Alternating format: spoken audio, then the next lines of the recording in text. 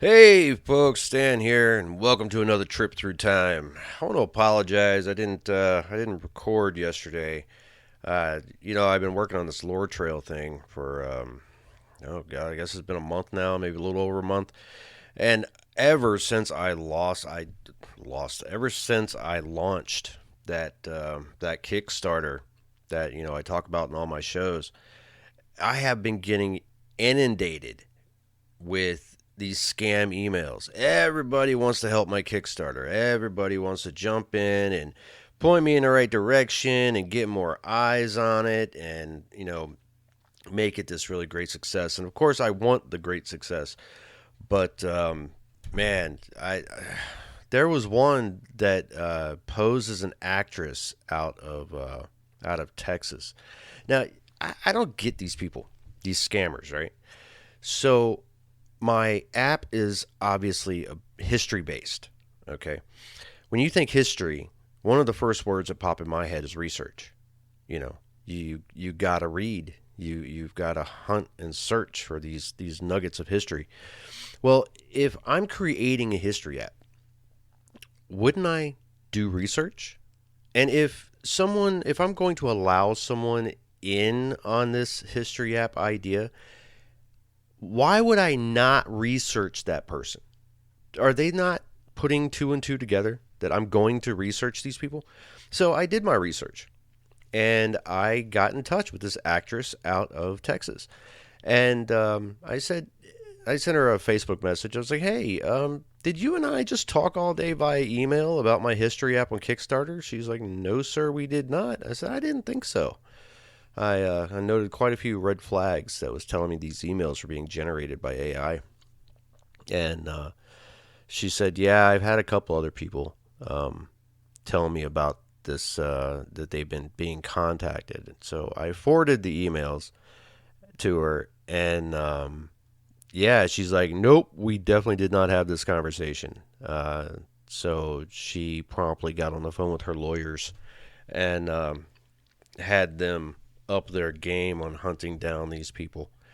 But anyway, so I've been dealing with that, and in life, because life likes to rear its ugly head, and that kind of took me away from you guys for a day. So I would like to thank all of you two people that tune in. Ha ha ha ha. You know who you are. And I would like to dazzle you once again. So we're going to do December 8th and 9th. Days packed with enormous pivots, small miracles, and yes, some weird, surprising moments too. So grab whatever keeps you warm and wired, and let's go.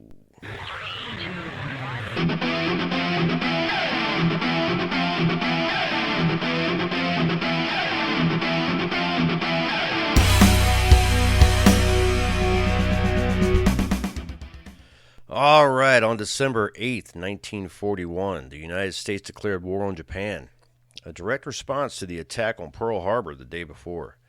President Franklin D. Roosevelt asked Congress for the declaration, and just an hour later, Congress unanimously, except for one vote, approved the war. The individual who voted against going to war with Japan was Jeannette Rankin, the first woman elected to Congress. She cast the only dissenting vote in Congress. Rankin's vote was met with significant opposition, as she was the only member of Congress to oppose both world wars, having previously voted against U.S. entry into World War I in 1917. Her stance as a pacifist was met with criticism, ultimately costing her her political career.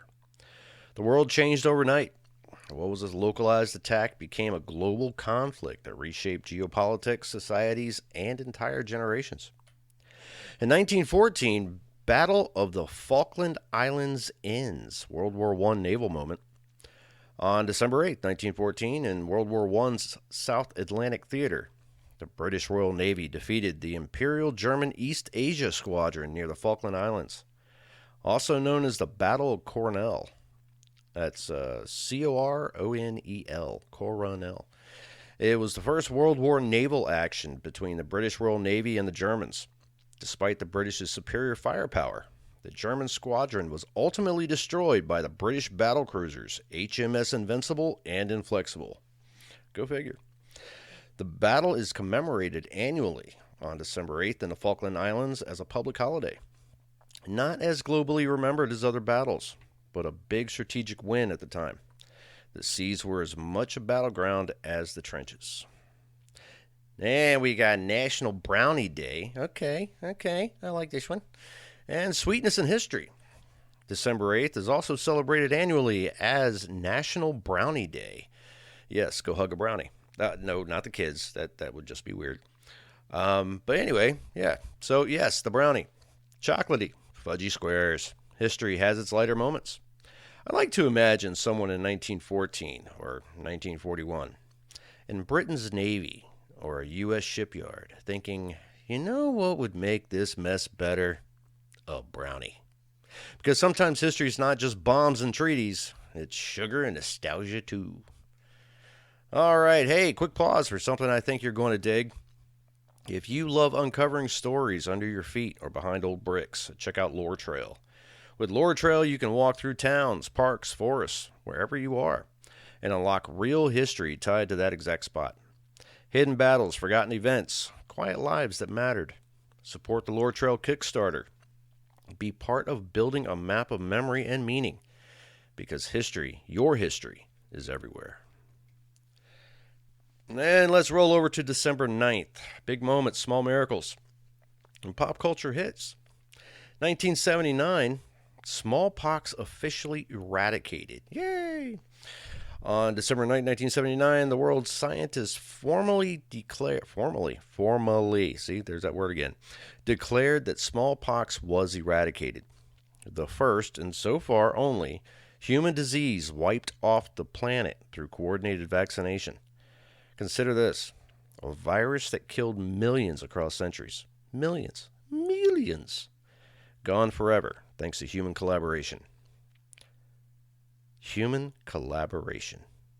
What a thought. A massive win for humanity. In 1965, the Charlie Brown Christmas debuts. Yay! You gotta love Chuck, right? Or Snoopy, or Chuck and Snoopy. On this day in 65, the world got its first taste of holiday with the debut of the animated TV special A Charlie Brown Christmas on CBS.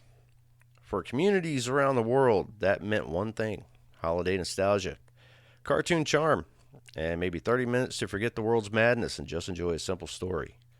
CBS actually hated the special. Despite its initial lukewarm reception, CBS executives were initially skeptical about the special's success and feared it might negatively impact the Peanuts franchise.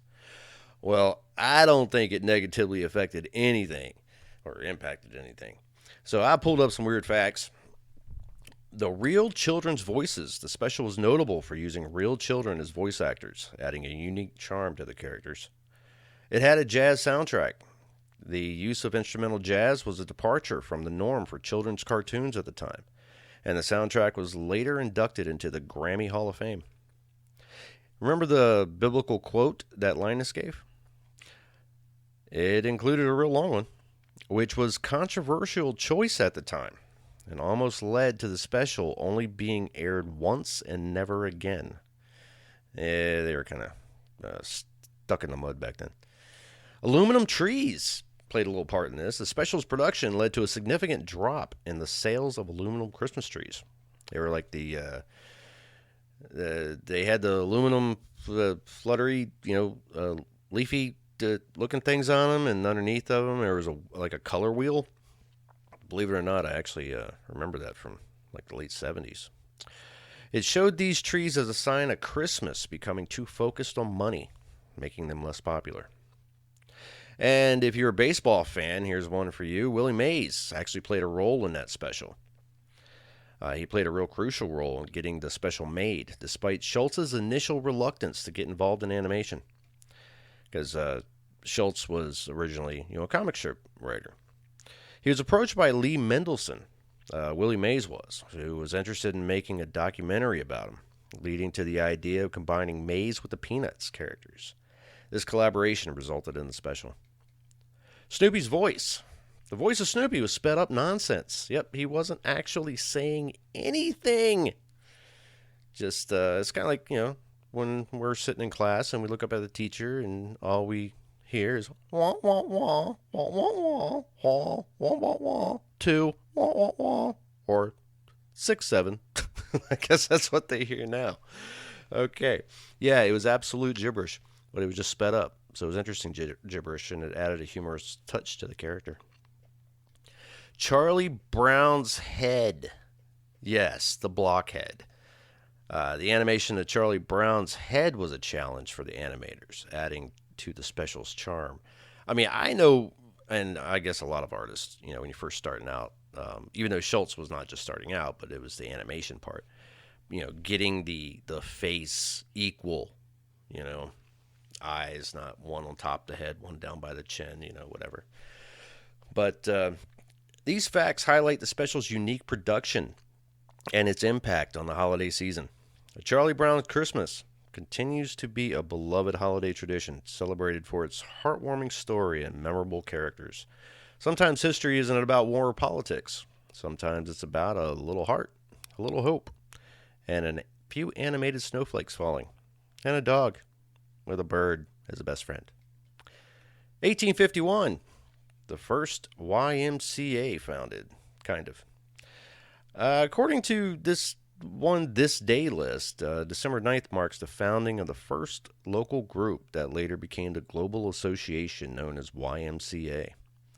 Imagine a small society meeting somewhere in the mid-1800s that eventually became a worldwide community center, social institution, and a place for refuge for millions.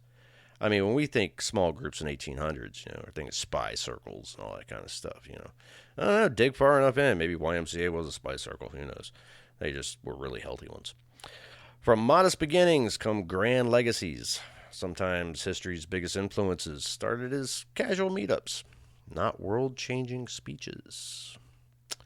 All right, if you're still riding shotgun through time with me, maybe you need a boost. That's where Dubby Energy comes in.